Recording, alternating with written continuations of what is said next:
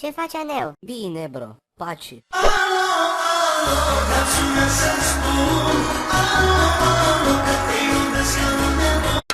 Oprește-mă căcatul ăsta de muzică. Hai mă, bro, le zici tu sau le zic eu?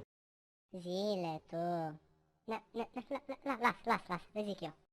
Dacă simți că ai talent și-ți dorești să fii o stea, eu de lește-o de la capul așa. Bro, ce faci? Anunți astăzi ce trebuie. Eu cred că las pe tot să moară cu răciri. Of, lasă că le zic eu. Bun.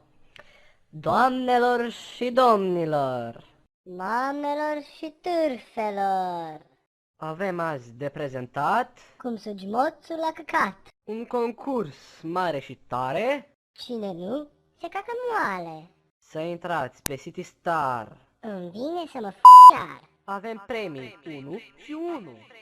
Te piși de zici că tragi cu tunul. Acum pe bune, bro, totuși vorbim publicului. Fii atent. Intră pe citystar.ro și trimite-ne filmul tău cu tine când spui un banc, o poezie haioasă sau cânti. Și noi te facem vedetă. Eu și cu bro. De fapt, cred că eu, doar. Asta rimează doar cu chiuvetă.